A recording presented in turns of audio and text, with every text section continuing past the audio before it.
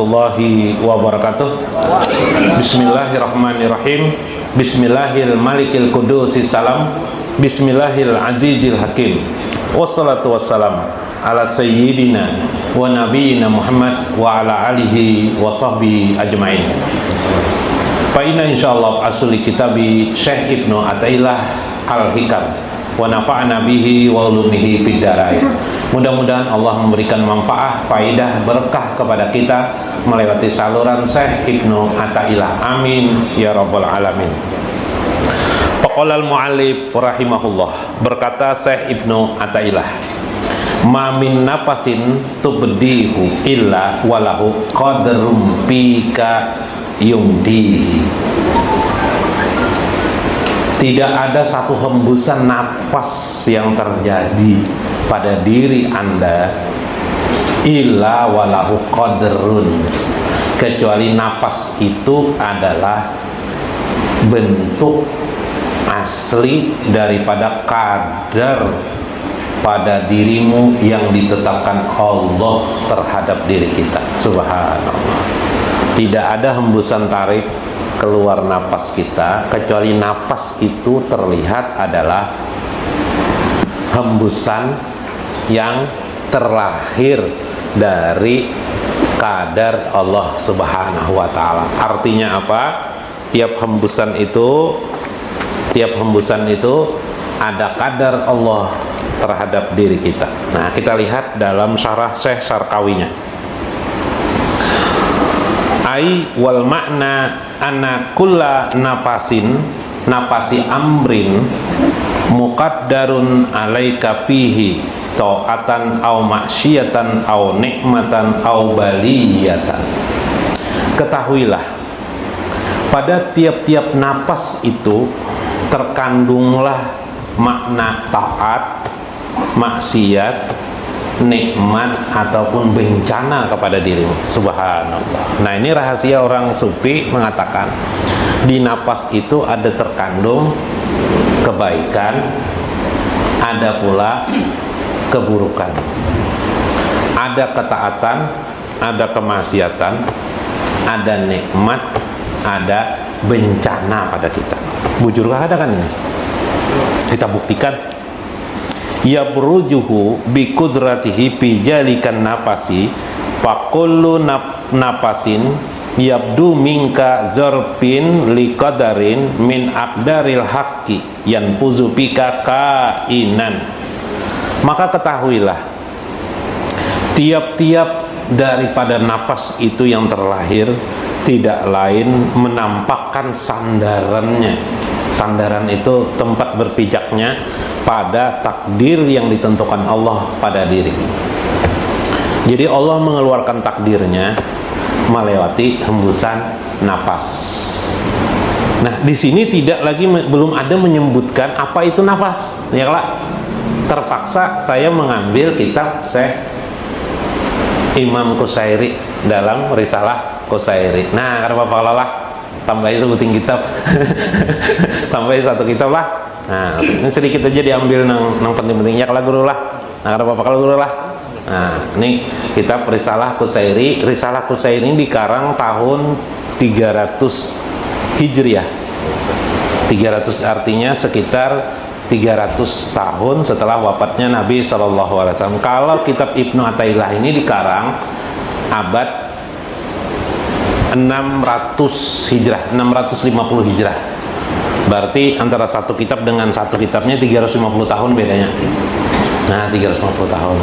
Kalau kitab Fathur Rabbani, kitab Syekh Abdul Qadir Jailani itu dikarang tahun 500-an.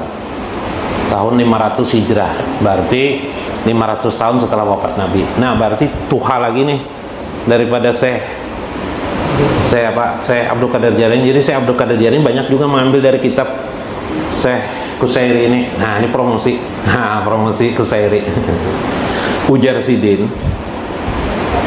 kebanyakan para ahli sufi mengatakan napas itu ialah tarwihul qulubi bilata ipil guyub.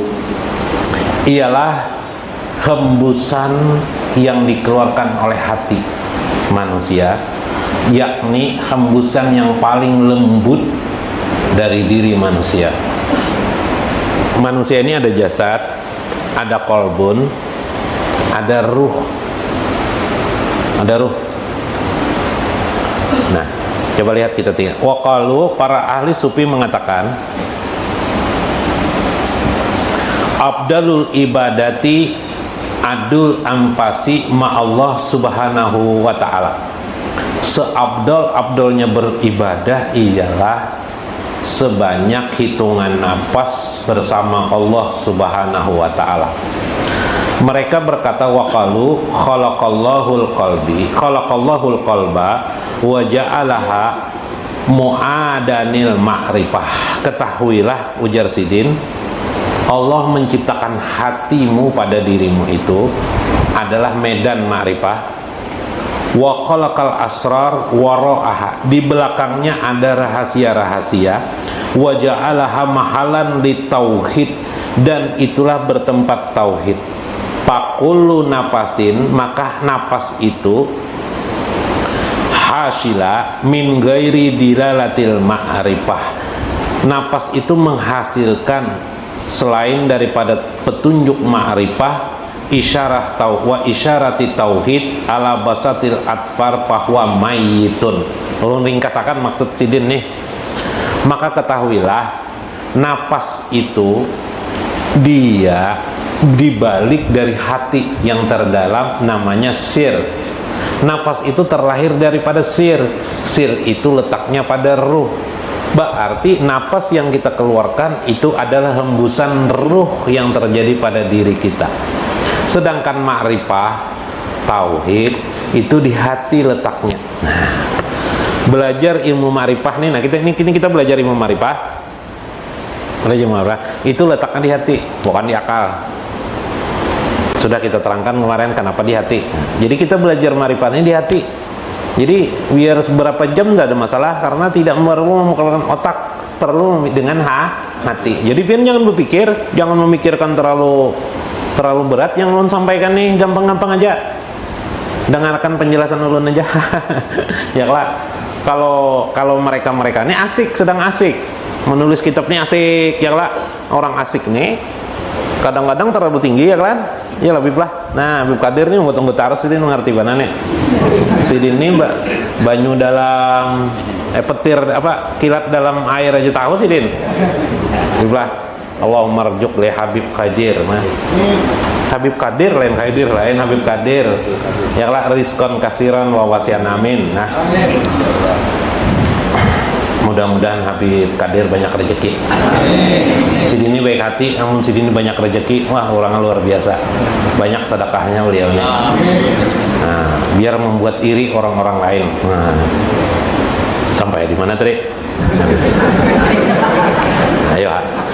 Jadi dengan demikian roh itu, jadi napas kita, kalau ingin tahu roh kita, maka dengarkan hembusan napas itu. Itulah gerakan roh yang ada pada diri kita.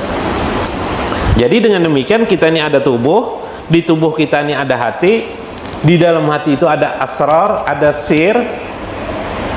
Nah, di dalam sir itulah ada namanya roh. Disebut oleh ulama, disebut dengan ainul basirah. Ain hati, matanya hati itu adalah roh namanya. Subhanallah. Ya kan? Nah, maka karena kita sambung dengan zikir-zikir lah, pengertian zikir ini belum sampai zikir. Maka sebenarnya baik dan buruk itu, supaya takdir kita itu baik,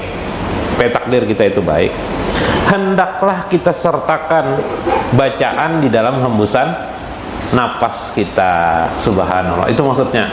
Makanya kalau orang dulu menyebut Allah, keluar yang lah Allah. Kalau pian kan sudah naik, sudah bukan hanya Allah lagi, tapi hayyun maksudnya, yakni maha hidup. Kalau mau tidur hak, Allah yang maha benar. Benarlah Allah, ketika aku menghembuskan ini ada takdir terhadap diriku. Mudah-mudahan takdir untuk diriku selalu baik. Makanya Nabi itu baik. Doa Sidin ada yang hebat. Allahumma a'udzubika min jahdil bala wa darakis saqa wa su'il qada wa samatatil a'da. Ya Allah, a'udzubika, aku berlindung kepadamu, min jahdil bala, dari sengatan bala. Rupanya bala ini kepingin sekali datang lawan kita. Karena itu beliau menggunakan jahdun. Jahdun tuh ya jihad tuh. Jahdun ya apa? Jahdun tuh bersungguh-sungguh bala tuh datang. Aku berlindung ya Allah daripada bala yang datang. Kita hindari tertusuk paku hari ini. Keluar rumah pakai sepatu kita. Berjalan kita hindari dari ditabrak orang. Naik mobil kita, ya kan gitu lah. Naik mobil supaya aman. Naik mobil, berjalanlah kita. Cuma kenapa mata mengantuk? Tiba-tiba mobil kita masuk ke dalam got, yalah, musibah itu ngeri sekali. Datang berbentuk ingin menusuk kita seperti paku, kita hindari dengan sepatu, kita tutup. Mau naik kendaraan kita takut ketika ditabrak orang dari belakang, akhirnya kita naik mobil. Kenapa? Sudah aman semuanya, kitanya yang mengantuk, yalah. Akhirnya mobil kita masuk ke dalam got. Syukur kalau dalam got. Ya Pak, mau masuk hotel Bang ya Pak. Mobil masuk hotel, musibah besar lah gitulah. Nah, hotel Jepang, hotel yang apa ini bahaya Bang? Hotel yang banyak wanita-wanita cantik. Wah, ya Pak. Nah, ini musibah besar tuh kan. Nah, min jahdil bala, napas kita. Wadarakis saqo, kecelakaan yang beruntun. Yalah. Ada sudah di PHK Sidin, sekalinya beli ke rumahnya kebakaran pulang Sidin. Ya Allah, beruntun. Wadarakis saqo, ya Allah, bayangkan kalau kebakaran ini sudah tai tikus gin habis, apalagi harta benda. Ya Allah, kasihannya Sidin. Darakis saqo itu Pak. Ketika saqo itu, kecelakaan itu atau kesusahan bencana itu, dia meruntut datang. Pernah lah pian lah merasakan kayak itu yang beruntut tuh. Istri menagih bayar SPP, sudah. Tiba-tiba ada lagi masalah. Kenapa? Kita pernah terutang dengan orang, lupa. Kita lama-lama sekali munculnya di muka rumah ada. Istri nagih SPP, anak ada apa-apa wajar aja lah. Sekalinya muncul pulang tagihan, belum lagi masalah itu kena. Jadi istri ulun bangai hamil bangai aja loh. Jadi mbak hamil apa maksudnya? Harus periksa kita nih, periksa bayar kelak. Beruntun macam-macam. Yalah, wadarakis saqo. Nah, kayak apa nih? Nah, yang ketiga, su'il qada. Su'il qada, keburukan, qada, keburukan takdir. Kayak apa buruk takdir? Bimat dah kita berusaha, tetap sakit hidup. Ya kan? Ayo. Ada orang yang malas-malasan hidupnya, malas-malasan hidupnya, kaya, keluar dari perut orang tua yang kaya, akhirnya anaknya jadi kaya, ya wibah. Nah, kita ini tuh juga sudah makal-akal kayak apa kaya, ada mau jual kaya, ada mau sugih. Ada kisah dapat dompet di jalanan, sudah buka, kalinya dompet orang tuh ada KTP, ada duit, uang 100.000. Dah belikan kah kan, kembalikan kah pada orang, tahu alamatnya lah, Jalan Rawasari, RT 3 nomor 5 misalnya, nama Abah Udin. Misalnya Abah Udin, belikan cuma duit 100.000 tuh sudah belikan 100.000. Dah belikan Udin. Soalnya terima kasih banyak ya Udin, mau dibuka dompet oleh Udin, pas saja semuanya duitnya 100.000, KTP lengkap, apa-apa lengkap semua. Bagus mana ikamnya aja.